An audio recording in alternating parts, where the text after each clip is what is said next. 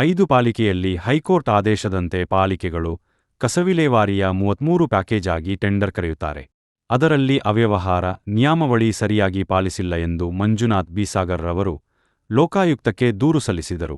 ಇದರ ಕುರಿತು ಸಮಗ್ರ ತನಿಖೆಯಾಗಬೇಕು ಮತ್ತು ಸಂಪೂರ್ಣ ತನಿಖೆಯಾಗುವವರೆಗೆ ಕಸ ವಿಲೇವಾರಿ ಗುತ್ತಿಗೆ ಪರವಾನಗಿ ನೀಡಬಾರದು ಮನವಿ ಸಲ್ಲಿಸಲಾಗಿದೆ.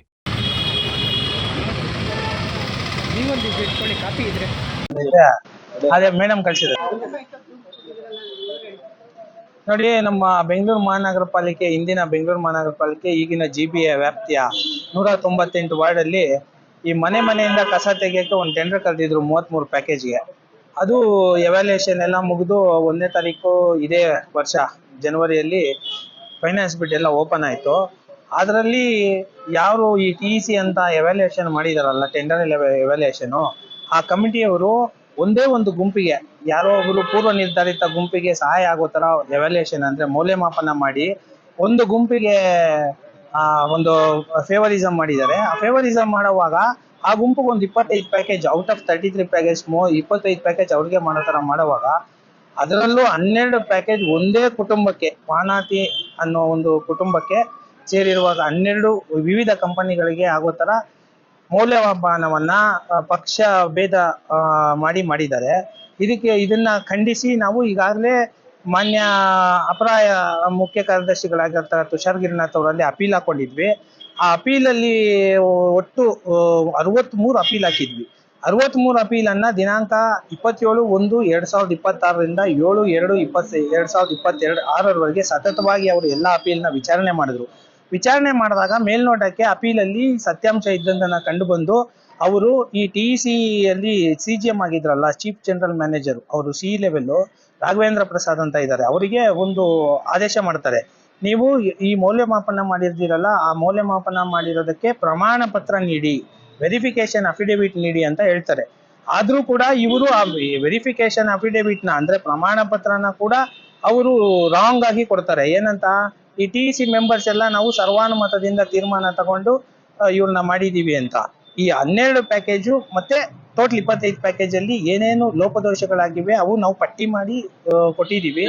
ನಿಮಗೆ ಮೇಲ್ನೋಟಕ್ಕೆ ಹೇಳ್ಬೇಕಂದ್ರೆ ಈ 25 ಪ್ಯಾಕೇಜ್ ಅಲ್ಲಿ 46 ಬಿಡ್ಡಿಂಗ್ಸ್ ಅಲ್ಲಿ ಈ ಅಫಿಡೇವಿಟ್ಸ್ ಆಗ್ತಾರಲ್ಲ, ಅದನ್ನ ಡೇಟ್ ಮಿಸ್ ಮ್ಯಾಚ್ ಆಗಿರುತ್ತೆ.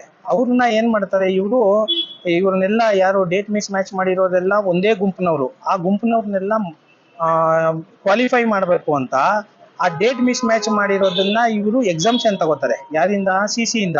ನಮ್ಮ GBA CC ಮತ್ತು BSWML ಅಲ್ಲಿ ಅವ್ರು MD ಆಗಿರ್ತಾರೆ ಮಹೇಶ್ವರ ರಾವ್ ಅವರು. ಅವರಿಂದ ಒಂದು ಆದೇಶ ತಗೋತಾರೆ. ಏನಂತ, ಇವರು ಮಾಡಿರ್ತಕ್ಕಂಥ ಈ ಡೇಟ್ ಮಿಸ್ ಮ್ಯಾಚ್ ನ ಮೌಲ್ಯಮಾಪನ ಮಾಡುವಾಗ ನಾವು ಮನ್ನಿಸಬೇಕು ಅಂತ. ಅದು ಕಾನೂನಿಗೆ ವಿರುದ್ಧ. ಅದು ಮಾಡಿದ್ರೂ ಪರವಾಗಿಲ್ಲ, ಅದು ಮಾಡಿದ ಮೇಲೆ ಕೆಲವರು ಅನರ್ಹ ಗುತ್ತಿಗೆದಾರರು ಇರ್ತಾರಲ್ಲ, ಅವರು ತುಂಬಾ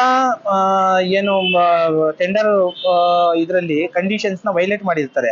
ಆದ್ರೆ ಚಿಕ್ಕ ಪುಟ್ಟ ಟೈಪಾಲಜಿಕಲ್ ಎರರ್ ಮಾಡಿರೋರ್ನ ಹೊರಗಡೆ ಇಡ್ತಾರೆ.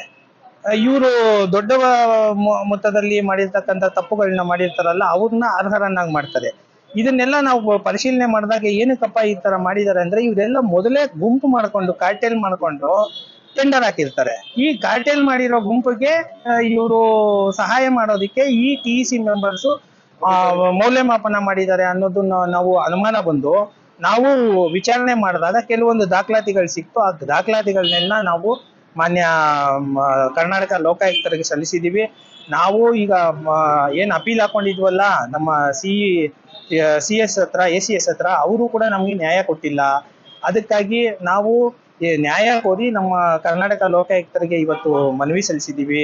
ನೀವೆಲ್ಲ ಈ ಮಾಧ್ಯಮ ಮಿತ್ರರು ಬಂದಿದ್ದೀರಾ, ನಮಗೆ ನೀವೆಲ್ಲ ಸಂವಿಧಾನ 4ನೇ ಅಂಗ ಇದ್ದಾಗೆ ನೀವು ಇದನ್ನ ಸುದ್ದಿ ಮಾಡಿ ನಮ್ಗೆ ನ್ಯಾಯ ದೊರಕಿಸ್ಕೊಡೋ ತರ ಮಾಡ್ಬೇಕು ಅಂತ ತಮ್ಮಲ್ಲಿ ಕೇಳ್ಕೊತೀವಿ. ಟೋಟಲ್ 560 ಕೋಟಿ ಟೆಂಡರ್ ಇರೋದು. ಇದರಲ್ಲಿ ಸುಮಾರು 25 ಪ್ಯಾಕೇಜ್ಗೆ ಭಾರಿ ಮೊತ್ತದ ಹಣ ವಹಿವಾಟು ನಡೆದಿದೆ. ಅದು ಎಷ್ಟು ಅನ್ನೋದು ತನಿಖೆಯಿಂದ ಹೊರಗಡೆ ಬರಬೇಕು ಅನ್ನೋದು ನಮ್ದು ಒತ್ತಾಯ.